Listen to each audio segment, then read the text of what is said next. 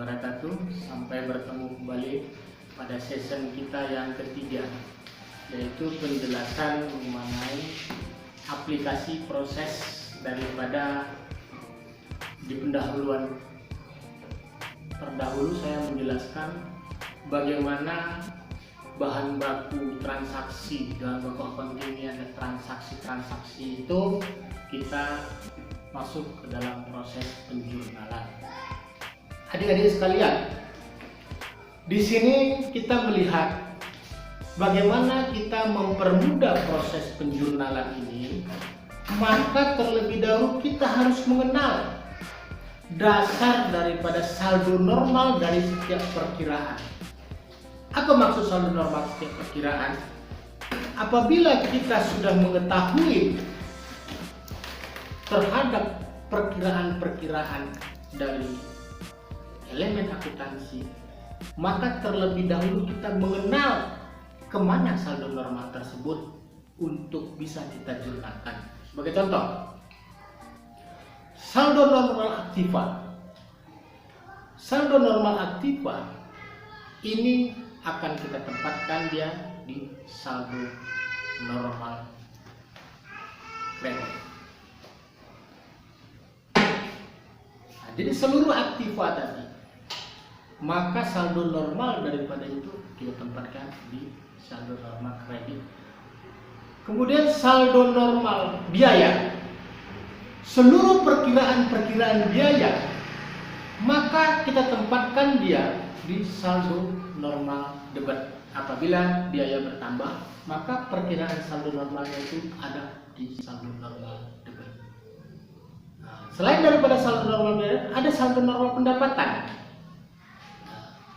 Agar kita mengetahui saldo normal tadi, apabila pendapatan bertambah, maka saldo normal tadi ada di perkiraan kredit.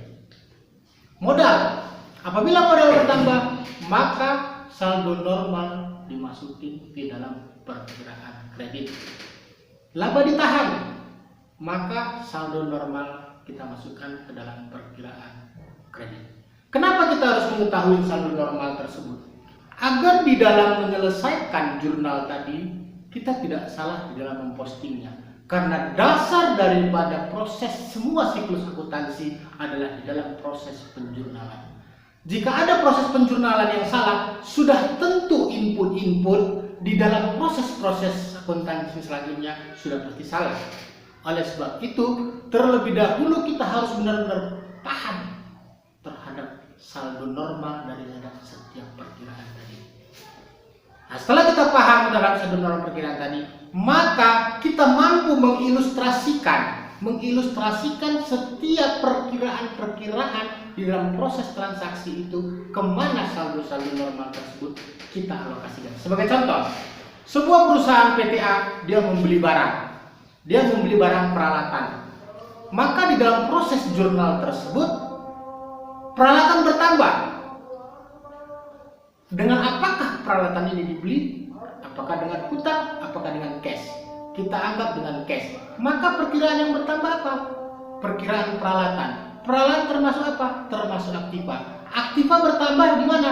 Kita masuk ke dalam proses saldo normal tersebut. Saldo normal jika peralatan bertambah, aktiva bertambah, maka dia ada di debit. Posisikan peralatan masuk ke dalam saldo debit.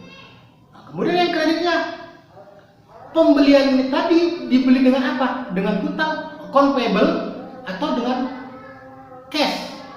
Maka kasnya tadi, kas yang berkurang, kita masukin dia ke dalam perkiraan kredit. Jadi begitulah jurnalnya tadi. Untuk mengetahui proses penjurnalan tadi, kita harus benar-benar paham saldo normal dari setiap perkiraan yang ada. Karena dari saldo normal inilah nanti kita akan mempostingnya tadi, proses penjurnalan tadi ke spesial jurnal yang saya telah jelaskan dalam siklus akuntansi sebelumnya. Nah, setelah penjurnalan tadi, masuklah kita ke dalam proses spesial jurnal. Proses spesial jurnal inilah nanti yang akan memposting proses tadi ke dalam neraca saldo yang mungkin untuk proses penyesuaian. Jadi dalam hal ini adik-adik semuanya yang masih dalam tahap dasar pengenalan accounting system, hal yang perlu diperhatikan di dalam proses penjurnalan adalah bagaimana adik-adik memahami saldo normal tadi untuk dipahami agar dapat diselesaikan semua proses-proses penjurnalan daripada setiap transaksi keuangan.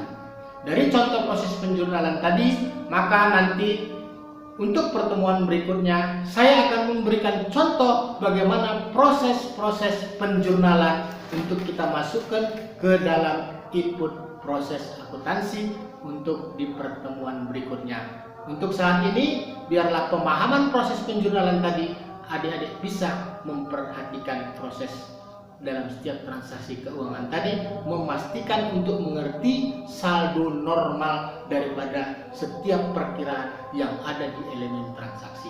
Demikianlah penjelasan saya mengenai saldo normal daripada perkiraan-perkiraan dalam proses siklus akuntansi.